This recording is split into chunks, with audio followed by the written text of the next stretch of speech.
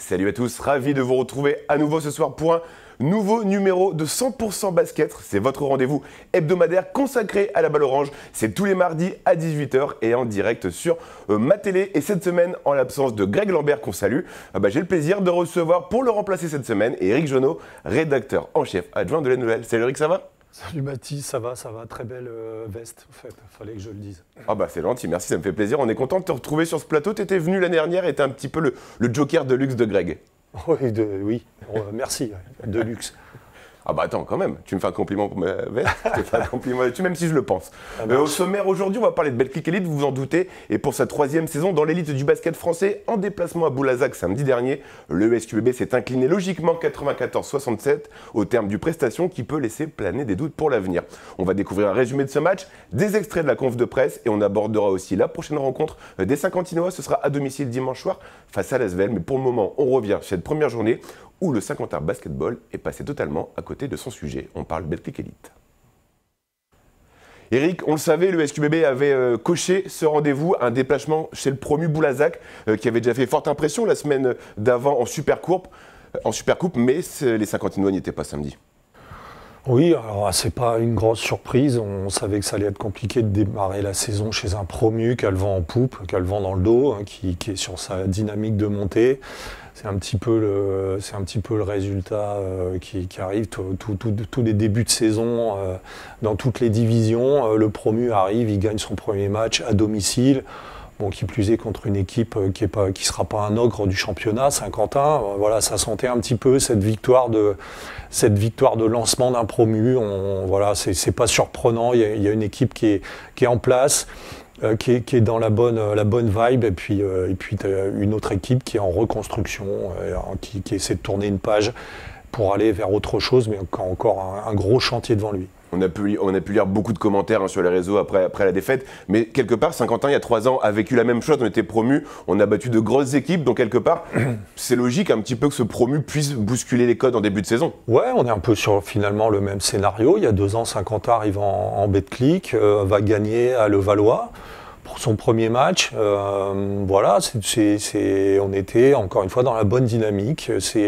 Boulazac arrive avec des arguments, avec des certitudes. Avec la banane, avec des ondes positives, et puis ça passe quoi, premier match sans problème. Ouais, et puis c'est une équipe plutôt bien construite avec des joueurs référencés, mais également des jeunes joueurs, et cette alchimie elle a prise dès le premier match. Ouais, parce que en fait, quand on regarde bien la composition de Boulazac, c'est un peu comme Saint-Quentin quand ça monte. C'est pas des grosses références en Betclic, sauf que ça a construit quelque chose avec un vrai fond collectif. Et puis quelques ajouts de joueurs un peu plus référencés.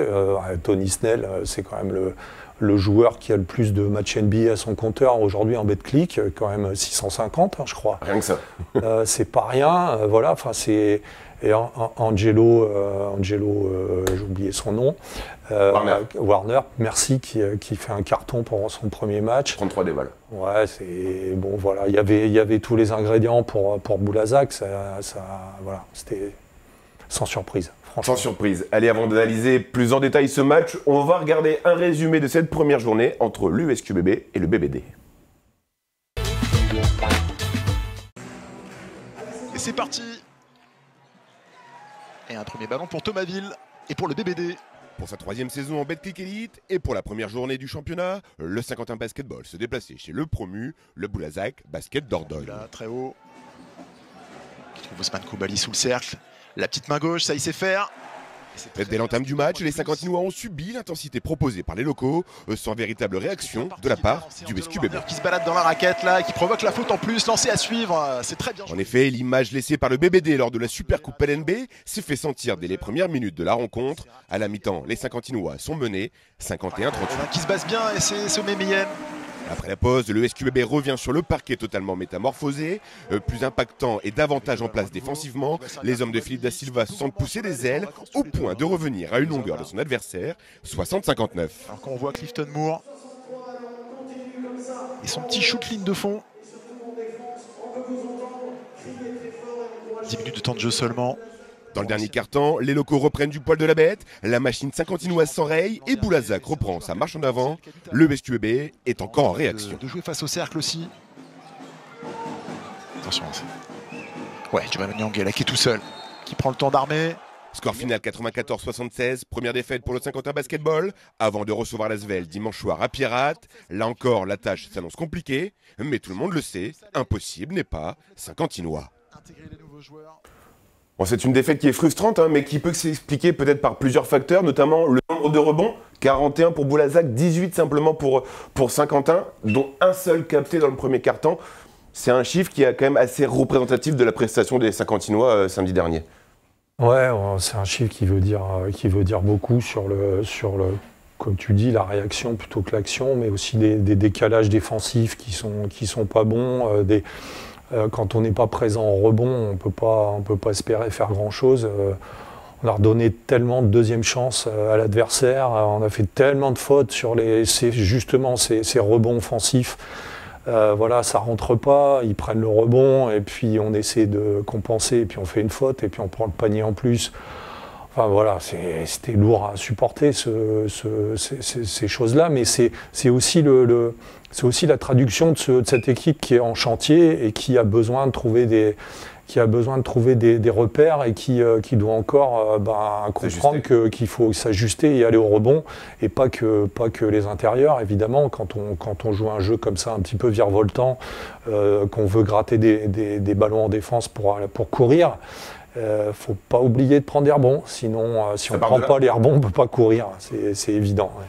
Et surtout, d'encaisser 94 points, c'est beaucoup trop si on veut espérer l'emporter. Tu l'as dit, notamment à cause d'une défense trop permissive. Beaucoup de trous d'air dans la raquette du SQEB. Et à chaque fois, les joueurs du BBD ont su concrétiser ces manquements saint-quentinois. Ça a commencé, de toute façon, le début de match allait être déterminant. Ça a commencé très vite avec des décalages défensifs qui n'ont pas été faits ou mal faits, des positionnements ratés, des ballons en ligne de fond qui passent, des passes ligne de fond. Voilà, il y avait quelques joueurs un peu perdus là-dedans. Bon, c'est le premier match. Voilà, on avait un Neftali Difudi un peu perdu dans le début de rencontre. Lucas Boucaud qui était un peu en deçà. Ouais, c'est cette équipe qui jouait pas à domicile, qui est tombée dans le piège tendu par Boulazac et qui a mis son adversaire dans le confort, en confiance en tout cas, en confiance, et qui a rentré des shoots pendant que. Alors parce qu'en début de match, Saint-Quentin est pas si mal que ça offensivement. En tout cas, il y a des shoots qui rentrent. Caroline qui fait 2 sur 2 à 3 points, je crois. On est pas trop mal en fait sur le plan offensif, sauf que défensivement, on peut pas encaisser un panier à chaque rotation. Enfin, c'est pas possible, quoi. Sinon, à un moment donné, ça craque. C'est ce qui s'est passé. Et malgré tout ça, les Saint-Quentinois étaient prévenus en venant défier le promu. Ce que je vous propose, c'est d'écouter Philippe Da Silva, le coach du SQBB. C'est du côté de la salle de conf de presse, quelques minutes après le buzzer final et la défaite face à Boulazac. C'était pas faute d'avoir prévenu là où on allait mettre les pieds, là où on allait jouer. C'est une équipe qui joue un très bon basket. On l'a vu la semaine dernière. En plus au Palio, où il est difficile de venir gagner. J'avais alerté sur l'approche du match, au niveau surtout l'aspect mental, parce que forcément, il y a une découverte effectivement pour beaucoup de joueurs, mais avant tout, il fallait venir, en tout cas conquérant, agressif. Et quand on voit les statistiques sur des secteurs de jeu où il y a juste une simple agressivité, on s'est fait marcher dessus. Voilà. En plus, il y a des joueurs comme Warner qui sont effectivement en confiance, mais en première mi-temps, et comme tu disais à Jovan, il a marqué des paniers faciles. C'était pas faute d'avoir fait alerter que ce joueur était en confiance, qui était à 19 points de moyenne sur la prépa. Que c'est une équipe qui était en confiance parce qu'elle a énormément de qualité offensive et il fallait les impacter et on s'est fait impacter et donc on a été bouffé tout simplement. On a été bouffé, Philippe Da Silva n'a pas mâché ses mots en conf de presse. On l'a senti agacé un peu de la prestation de ses joueurs et, somme toute logique, ça se comprend. Bah oui, parce que débuter un match comme ça, un premier match de la saison, et commencer par rater autant de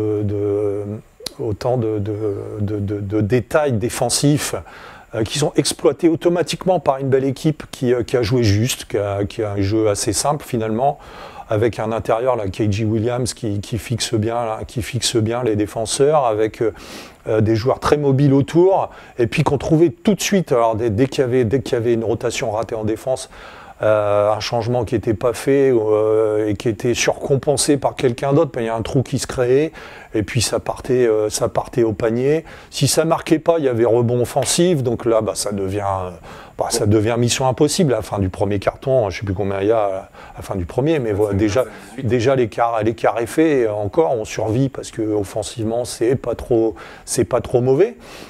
Voilà, le mal était fait, et puis à partir de là, vous êtes à l'extérieur, vous ramez, et voilà. C'est revenu ensuite, mais bon. Trop tard. Mais est-ce qu'on n'a pas manqué d'envie et d'agressivité à des moments face à une équipe qui avait les dents qui rayaient le parquet? Ouais, mais pour ça, il faut du vécu un petit peu, c'est ce qui manque à cette équipe pour entamer un match comme celui-ci avec les Crocs. Il ne suffit pas de le dire, il faut être prêt mentalement. Et force est de constater qu'elle ne l'était pas, cette équipe prête mentalement à mordre dans ce match contre un adversaire qui, lui, il n'y a pas de problème, hein. Il y a le public qui est là, il n'y a pas le choix. Alors on n'a pas de bol, on tire un match à l'extérieur pour débuter la saison. Ce match à Saint-Quentin, ça n'aurait pas été le même, c'est sûr, sauf que c'est comme ça, on démarre à l'extérieur, il faut accepter. C'est pour ça que c'était un peu écrit, ce scénario qu'on connaît, voilà. Mais ouais, il est en colère, il est frustré surtout parce que malheureusement il n'y a pas eu de miracle sur les intentions de début de match et en tout cas sur les actions. Mais il était avec nous la semaine dernière, Philippe Da Silva est juste ici. Quand on lui pose la question, est-ce que l'équipe sera prête? Il nous dit non. Au fond de lui, est-ce qu'il se disait, allez, on est prêt, ou sincèrement, on n'était pas prêt, on était parti là-bas, ils disent que tous les entraîneurs disent en début de saison, on n'est pas prêt pour préparer le terrain aussi un petit peu, mais personne n'est prêt en début de saison, et même pas Boulazac, hein, mais peut-être que Boulazac a un petit peu plus près que les autres quand même, de par son vécu. Voilà, c'est toute la différence. Alors, Saint-Quentin est sûrement une des équipes les moins prêtes de ce championnat, quoique, voilà, je veux dire, on peut repartir dans tous les chantiers des autres équipes. Regardez Paris, on s'est dit, à l'issue de la Supercoupe, on s'est dit, oh là là, il y a du boulot, ils sont très loin du compte, et puis ils sont allés en mettre 40 ou 50, je ne sais plus trop, à Gravelines. Au Portel ou à Gravelines. Bon voilà, on n'est jamais prêt en début de saison, mais personne n'est prêt. Donc en attendant d'être prêt, il faut engranger des points, gagner des matchs à la force du jarret avec l'Agnac. Faut aller chercher. On attendait une grosse perf de Tony Snell, tu le disais tout à l'heure, mais c'est Angelo Warner qui a livré une copie XXL, 32 points, 4 rebonds, 4 passes d'est, 33 dévals, sans oublier les 15 lancers francs qu'il tire quand même, rien qu'à lui tout seul, c'est la moitié des lancers shootés par ce joueur, preuve d'une intensité pour aller chercher des fautes que nous on n'a pas su faire. Ouais, comme je disais, il y a de l'activité, il y a du mouvement, il y a des choses simples, des passes très simples des circuits de passes qui se mettent en place, qui sont déjà en place depuis longtemps et qui fonctionnent très bien, et puis des retards défensifs qui font qu'à un moment vous faites des fautes. On est obligé de les faire ces fautes-là. Oui, on est obligé parce qu'on n'a pas réussi la première. Le premier switch défensif, et puis on est passé sous l'écran, et puis on a laissé faire le décalage, et puis. C'est totalement logique contre un joueur comme ça avec son talent. Ça paye, hein. Ça paye cash direct. Sauf que des joueurs comme ça, on va en rencontrer toutes les semaines. Hein. Il faudrait vraiment être prêt. Et pourtant, au retour des vestiaires, on voit un nouveau visage du SQBB. On voit de la volonté, de l'envie, de l'agressivité, de la solidité défensive notamment. On revient à moins 1. Et à ce moment-là, je pense que les Saint-Quentinois, ils y croient. Ils ont besoin de respirer un petit peu. Ils ont un peu le capot qui fume à ce moment-là. Donc. C'est très bien, on a attendu une mi-temps, malheureusement, une mi-temps pour démarrer le championnat, et ça se paye cash parce que vous faites les efforts. Et là, on a vu On a vu un petit peu ce qu'on avait vu une semaine plus tôt contre Bonn en préparation. On a vu une équipe en réaction, alors qui est capable de détruire le jeu de l'adversaire avec une grosse pression défensive, des changements sur tous les écrans. Enfin, c'était effectivement pas loin d'être très, très joli à regarder même. Hein. Sauf que l'histoire se répète. Vous revenez et puis là, il se passe un raté, 2 ratés. Vous prenez un panier, la faute, enfin bon, puis c'est reparti dans l'autre sens. Il y a aussi le côté mental qui joue peut-être. Forcément, enfin, vous n'avez pas le vent en poupe, hein, donc, parce qu'à un moment, il y a quand même Boulazac qui doute un minimum, quoi. Voilà, un minimum, et au moment où on doit peut-être passer devant et vraiment semer le doute et semer la pagaille un peu dans le camp adverse, on rate des choses faciles, on rate des tirs ouverts. Parce qu'il y en a eu en pagaille, hein, et encore dans le dernier quart-temps, quand on peut encore revenir. Je vois Loïc Schwartz, Giovanni Onyangue qui ont des shoots ouverts, ça rentre pas, c'est tout. C'est le basket. C'est le basket, faut accepter. Il n'y aura pas que des choses négatives à retirer de ce match. Ouais, on va réécouter justement le coach d'SQBB qui revient sur cette rencontre, sur les erreurs commises par ses joueurs, mais également la belle réaction, le beau sursaut d'orgueil dans le 3e quart-temps. Tu peux pas gagner un match quand l'adversaire il marque aussi facilement à l'intérieur. Il y aura 3 tirs dans le secteur intérieur. Ils prennent 41 rebonds à 18. Dans tous les secteurs de jeu d'agressivité, les lancers francs, 35 à 17. Donc en fait, on n'était pas mentalement prêt à venir au combat, au fight. Parce que quand cette backlick, si tu veux déjà avoir des résultats, il faut que tu sois dans l'attitude d'intensité, d'agressivité, pas de suragressivité, de l'agressivité. Et en fait, tous les petits ballons au sol ou tous les petits ballons, ça a été que pour Boulazac. Et forcément, tu cours derrière le score, mais tu peux revenir parce qu'on l'a fait, mais parce que notre attitude à ce moment-là, elle est complètement différente. Une attitude complètement différente. Il faut aussi, comme tu le disais juste avant, retenir les choses positives, parce que les Saint-Quentinois sont capables de le faire, et regarder quand même le verre à moitié plein. Ouais, parce que très honnêtement, je m'attendais à quelque chose de plus critique en termes offensifs. Voilà, je trouve qu'on s'en est bien sorti sur ce plan-là, parce qu'au final, on n'est pas dégueu. Je regardais, j'avais noté quelques stats, mais on est à 11 balles perdues. C'est pas énorme en fait sur une défaite comme celle-ci. Contrairement au match de Bonn, on en a perdu beaucoup. Ouais, je trouve que c'est pas catastrophique. On est à 34% à 3 points. Voilà, c'est pas cata non plus. La stat cata, c'est les rebonds, c'est clair. Voilà. On encaisse beaucoup trop de points, mais encore, voilà. Donc c'est vraiment le problème défensif qui est pour moi qui a été criant sur ce match-là, parce qu'on a débuté vraiment le match en deuxième mi-temps, et ça, voilà, c'est pas possible. Mais sinon, on a vu qu'en défendant fort, on est capable de retrouver du rythme et donc de l'adresse, des paniers faciles en contre-attaque. Et c'est ce jeu-là qu'il va falloir défendre et prôner maintenant. Et donc, il y a quand même un fond qui donne de l'espoir pour la suite. Voilà. C'est un match où on peut mettre des coups de projecteur sur certains éléments pour pouvoir travailler davantage. Tu le disais, les rebonds. Là, on sait que le SQBB a forcément une très grosse semaine de travail avec le match qui arrive, mais au moins, on sait sur quoi on doit travailler pour être meilleur dimanche soir. Ouais, c'est clair, c'est à ça que ça sert les défaites, hein. C'est à se remettre en question et puis à travailler sur ses défauts pour pouvoir aborder un premier match à domicile avec d'autres arguments, déjà son public. Là, on ne va pas avoir le droit d'attendre pour commencer à défendre, alors d'autant que ce n'est pas Boulazac qui arrive, pardon, c'est pas leur manquer de respect, c'est quand même l'Asvel, voilà, c'est une équipe d'Euroleague, donc on n'a pas le droit de tergiverser là. Maintenant, il va falloir y aller. Et puis, ça peut vite s'enflammer. Voilà, si encore une fois, si en défense, on est au rendez-vous dès le premier quart-temps et dès les premières possessions, il peut se passer des choses merveilleuses. Comme on l'a vu ces 2 dernières saisons. Prendre le rythme du match. Et justement, l'Asvel vient également en mode revanchard, parce que l'année dernière, ils sont inclinés ici à Pierrat. Donc forcément, ça fait beaucoup d'éléments pour que l'Asvel vienne avec le couteau entre les dents. Mais Saint-Quentin, devant son public, aura à cœur de se relancer et de se rattraper. Ouais, mais pareil, l'Asvel est en chantier aussi, même si j'aime bien leur recrutement, j'aime bien le profil de l'équipe que j'ai vu dimanche.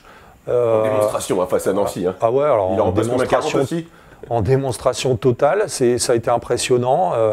Ça va être compliqué. On a vu 12 joueurs. Il a utilisé 12 joueurs, hein, le coach.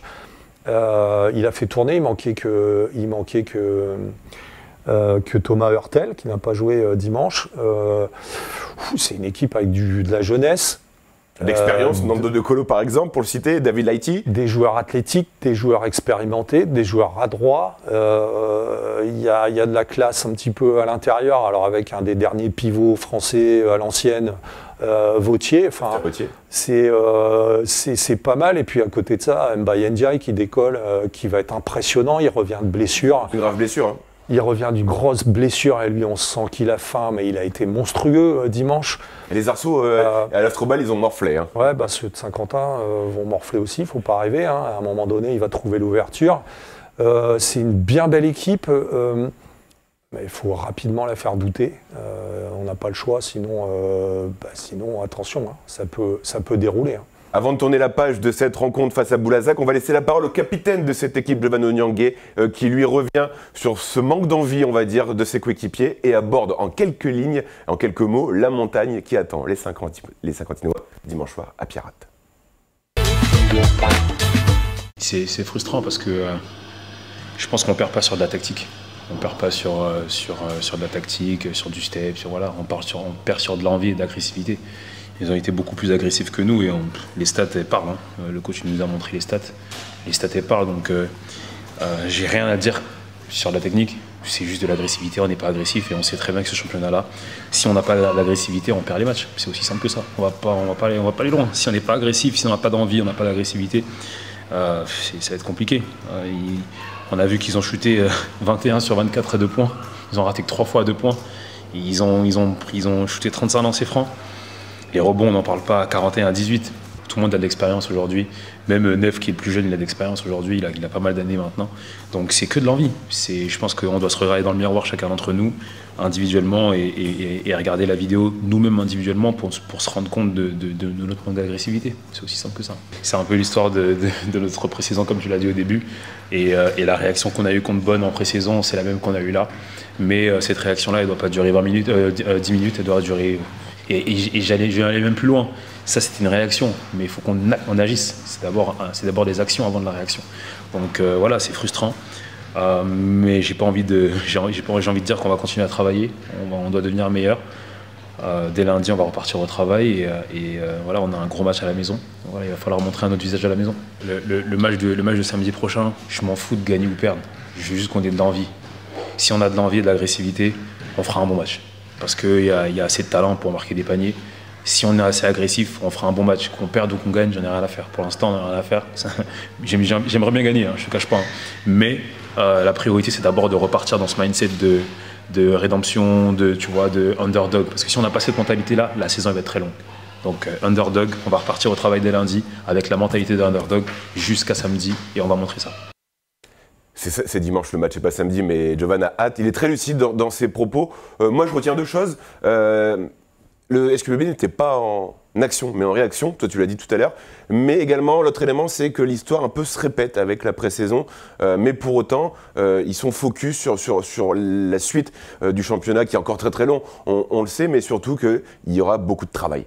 J'aime bien ce que je retiens de ce qu'il dit, Joe, parce qu'il est très lucide là-dessus. C'est le terme underdog. Alors underdog, c'est un terme américain, mais pour désigner un petit peu les joueurs des bas quartiers qui viennent, qui sont pas des stars, mais qui ont tout approuvé et qui viennent jouer comme des chiens, justement, et qui doivent prouver à chaque minute qu'ils sont sur le terrain. Et c'est cette mentalité-là que doit avoir Saint-Quentin, qui n'a pas le choix, qui a des plus petits budgets de la division, qui doit absolument jamais perdre cette mentalité-là, parce que c'est celle-là qui a permis de faire 2 belles saisons précédemment.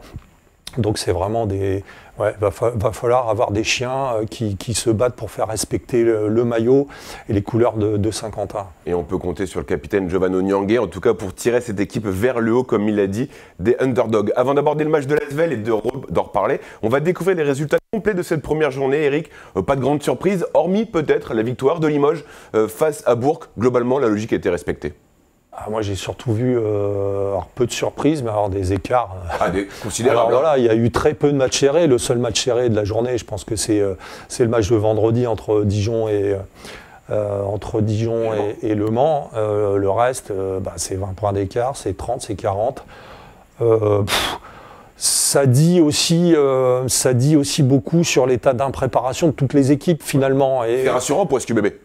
Moi c'est ce qui m'a aussi rassuré sur ce week-end, au-delà des stats et de l'impression visuelle sur le match, c'est qu'on voit que celui qui ratait son début de match ce week-end, il partait dans les problèmes et il s'en sortait pas parce que c'est trop tôt pour arriver à faire les ajustements, pour retrouver un petit peu de l'assise collective. C'est trop tard, donc faut démarrer avec les crocs, avec le couteau entre les dents, les matchs en début de saison, sinon c'est pas possible.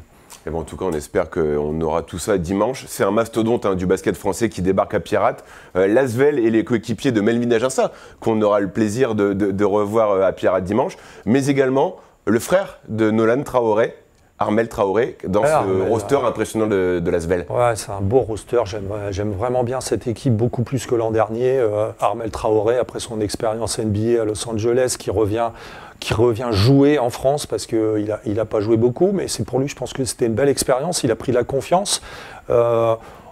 C'est une équipe incroyable en fait, parce que vous avez quasiment trois des 5 joueurs les plus âgés de ce championnat, donc avec Thomas Hortel, 36 ans, David Laïti, 37, et Nando De Colo, 38. Voilà. Enfin, je ne sais pas si je les ai bien dans l'ordre, mais je pense qu'on n'est pas loin du compte. Je pense que tu n'es pas loin. Nando De Colo a 38 ans, David Laïti, 37, voilà, c'est ça.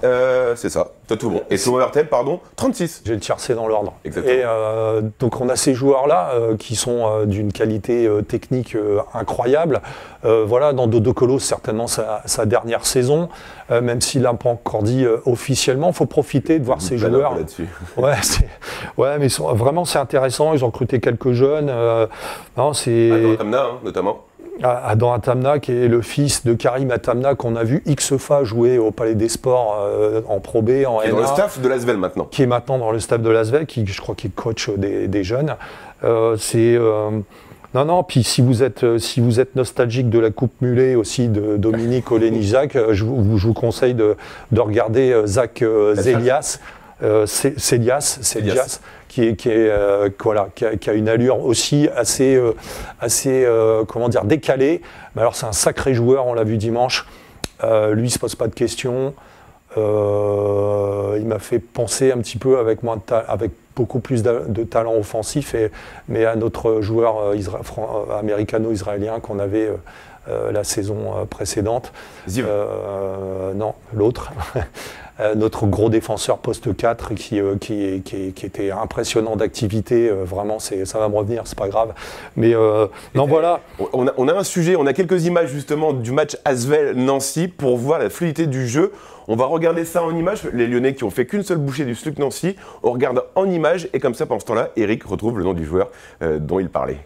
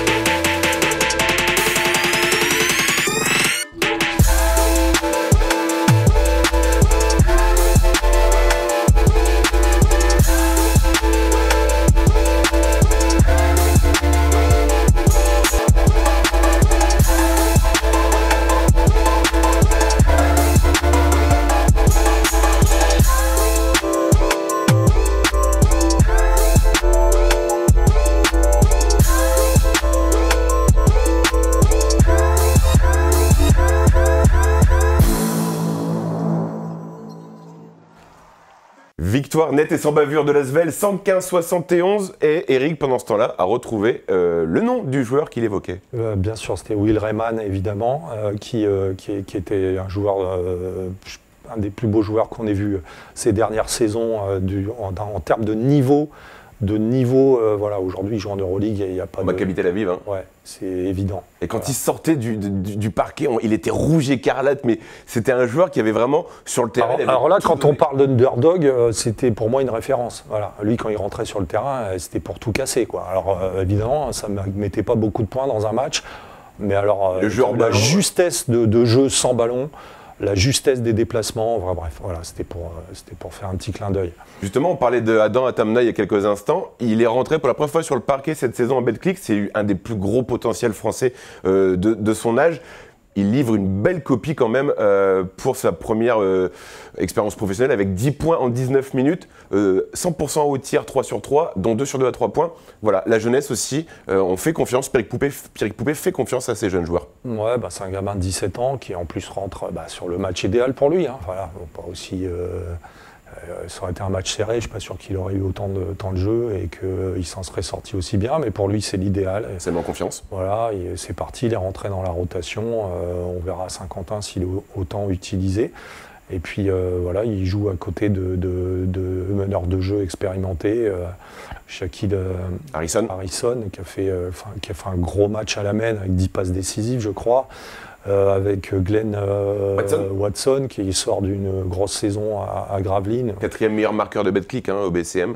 Ouais, puis auteur de la plus grosse perf offensive de la saison dernière, je crois, sur un match. 48 points.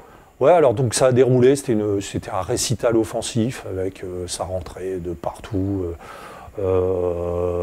Oui, ça a été impressionnant. On n'a pas parlé de l'adversaire, mais Nancy a des petits soucis en ce moment, ça s'est vu. Enfin, c'est une équipe qui était vraiment perdue sur le terrain, quoi. Enzo Gudusina notamment qui est blessé, qui n'a pas participé à la rencontre. D'ailleurs, on aimerait bien le revoir à Saint-Quentin pour le match de Coupe de France. Ça va être compliqué, je pense. C'est vrai, ça arrive très vite, donc je ne connais pas l'ampleur de sa blessure. Je ne suis pas sûr qu'il joue la semaine prochaine. Bon, je te pose la question, même si je connais la réponse. Selon toi, de où le danger peut venir du côté de l'Asvel ? Déjà, qui est déjà très bien en place, on l'a vu. Je connais ta réponse, mais tu vas la donner quand même. Il ne vient pas de l'Asvel, le danger, il vient de Saint-Quentin. Si Saint-Quentin est capable de débuter son match comme on l'a dit, ça va annihiler beaucoup de dangers en face. Donc, ouais, si on les regarde jouer, le danger va venir de partout. Et puis, à un moment donné, il y en a un qui va s'enflammer, puis 2, puis 3, évidemment. Donc le danger, pour moi, il est forcément chez l'adversaire, mais comme toujours avec ce genre d'équipe, le danger, c'est de ne pas être au rendez-vous dès la première minute. Enfin, ils sont prévenus, là. Ils sont prévenus, même largement prévenus. On rappelle quand même que l'Asvel aura un match en plus dans les pattes parce qu'ils reçoivent Valence. Bon, certes, ils vont jouer à domicile, ils n'ont pas la difficulté du déplacement, mais ils ont je dirais même plus, ils n'ont pas un match, ils ont 2 matchs d'Euroleague cette semaine, puisqu'ils jouent mercredi à domicile contre Valence et ils jouent vendredi à domicile contre Baskonia. C'est 2 matchs d'Euroleague, et puis donc tous les 2 jours, ils ont un match. Ils ont joué dimanche, mercredi, vendredi, dimanche. Donc, c'est le moment où il faut les prendre. Donc voilà, on va voir ce qui va se passer dans leur rotation aussi sur ces matchs d'Euroleague, qui joue pas, qui éventuellement se blesse, parce que ça peut arriver en début de saison. Ce sont des choses qui peuvent arriver. Donc on va voir avec quelle équipe va débarquer l'Asvel dimanche. En tout état de cause, peu importe ce qu'il y a en face, c'est à Saint-Quentin que ça va se régler cette histoire. C'est dans les rangs saint-quentinois que ça va se régler. Parce qu'après, on rappelle, le calendrier va être compliqué. Il y a un déplacement à Chalon. Avant, il y a la Coupe de France. Après, on va recevoir Gravelines. Les victoires, il faut les prendre dès maintenant. C'est le début de saison, il faut engranger et surtout pas rentrer dans la spirale de défaite, parce que là, on ne sait pas comment on en sort. Et après, quel sacrifice, parce que généralement, ça ne se passe pas sans sacrifice. Si le début de saison est mauvais, il va falloir songer à changer des choses. Voilà, comme ça se passe partout. Je suis hâte de voir, on parle de Chalon. Ce soir, il y a un petit Chalon Nanterre. T'as lu dans mes pensées ? J'allais te poser la question, est-ce que ce soir, tu allais être devant ton écran pour regarder Nanterre-Chalon ? Ouais, il y a des chances. Nanterre-Chalon, on a hâte de voir un petit peu le premier match de la nouvelle équipe de Julien Mahé, de voir Chalon, qui est annoncé comme une bien belle équipe aussi. Et on va boucler. La prestation en BCL pour la qualif. C'est ça, on va boucler la première journée puisque le match a été décalé à cause de leur qualification pour la BCL. On en saura plus encore ce soir, mais finalement, après une journée, on va pas savoir grand-chose sur les équipes de Betclic et sur la hiérarchie de cette division. Bon, Eric, on arrive déjà au terme de cette émission. D'habitude, je demande à Greg, mais là, comme tu as pris sa place aujourd'hui, le pronostic pour cette rencontre, SQBB Asvel? Alors, Greg aurait dit on va perdre. Non, j'interroge Eric Genot, pas Greg Lambert qui n'est pas là. Alors, moi, je fais jamais de pronostic, sache-le. Je déteste ça. J'espère que Saint-Quentin va bien débuter le match. Désolé. Bon. Ok, pas de problème, ça arrive. Hein. Merci beaucoup de ta présence en tout cas, et puis tu es le bienvenu quand tu veux. Tu connais le chemin du plateau. La route, ouais. Et en tout cas, on a grand plaisir à t'accueillir. À chaque fois, j'ai quelques rendez-vous à vous donner avant de se quitter. Demain, vous allez retrouver Bertrand dans votre rendez-vous 18h le Mag, une émission où vous allez tout savoir de l'actu locale sur notre territoire. Et d'ailleurs, vous pourrez découvrir le grand angle de cette semaine. Et on vous propose de découvrir les meilleurs moments de la 75e édition de Paris-Chevigny, qui vous avez pu aussi le suivre dimanche dernier en direct sur notre antenne. Jeudi à 18h, c'est les collègues d'Eric pour l'émission Y'a pas faute à 18h. Au sommaire, on parle des derniers événements sportifs sur le territoire, un débat, un zoom, le tacle par derrière, un quiz. On va parler de la violence. Allez, vas-y. On va parler de la violence dans le sport, notamment dans le foot, et de ce que la Ligue des Hauts-de-France met en place en ce moment pour y remédier, enfin en tout cas pour la combattre. Eh ben tu vois, j'avais pas le sommaire. Voilà, grâce à Eric, on a un peu plus d'infos, donc rendez-vous jeudi à 18h. Je te laisse le mot de la fin avant de conclure. Le mot de la fin, oui. Écoute... Je fais pas de prono, mais tu peux me donner un mot de la fin. Ouais, le mot de la fin. J'ai hâte d'être à dimanche soir pour retrouver l'ambiance compète au Palais des Sports avec ce public incroyable. J'espère qu'il va emporter tout ça et porter son équipe. On a dû un bel aperçu quand même au 3e carton face à Bonn où tout le monde s'est réveillé. Donc voilà, je pense que les Saint-Quentinois qui découvrent Pierrette sont prévenus et au diapason. Ouais, mais l'Asvel ne va pas découvrir. Non, l'Asvel connaît. Voilà. Ils sont déjà cassés les dents sur le parquet de Pierrette. Cette émission, vous la retrouverez en rediffusion à 19h, à 20h et à 23h.